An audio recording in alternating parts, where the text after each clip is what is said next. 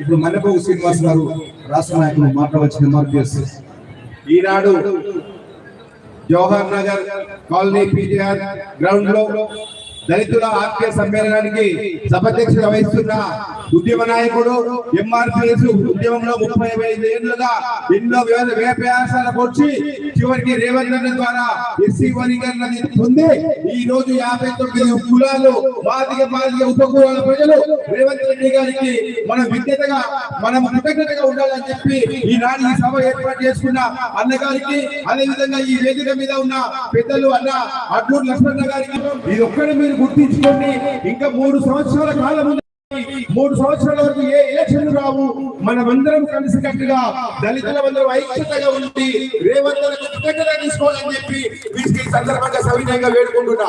ఎందుకంటే యువకుడు అణగారిన వర్గాల అభివృద్ధి కోసం నిరంతరం శ్రమించే నాయకుడు కాబట్టి రేవంత్ కొట్లాడి మరి మన జూబ్లీహిల్స్ నియోజకవర్గాన్ని అన్ని రంగాల్లో అభివృద్ధి చేస్తాడు.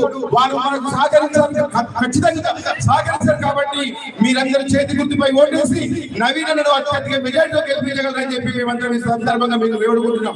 ఈ రోజు పెద్దలు అన్న అడ్లూరి లక్ష్మణ గారు అదేవిధంగా తుమ్మల నాగేశ్వర సార్ గారు వీరందరూ మీకు అండగా ఉంటారని చెప్పి నాకు వచ్చి మన బస్తీలో ఏమి పనులు మిగిలిన్నా గత ప్రభుత్వం ఏ పనులు చేయకుండా ఇవి మిగిలించిన ఈ పనులు ఖచ్చితంగా మన సార్ అడ్లూరి లక్ష్మణ్ గారు అదేవిధంగా తుమ్మల నాగేశ్వర సార్ బాధ్యత తీసుకొని అదేవిధంగా మన ఎంఆర్పిఎస్ నాయకులు బాధ్యత తీసుకొని ఈ కాలనీ అభివృద్ధి చేస్తారని చెప్పి ఈ సందర్భంగా తెలియజేస్తున్నాం. కాబట్టి అందరూ దయచేసి ఒకసారి చేతి గుర్తుకే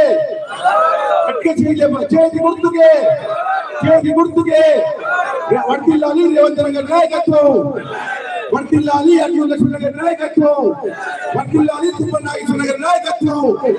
జై మాదిగా.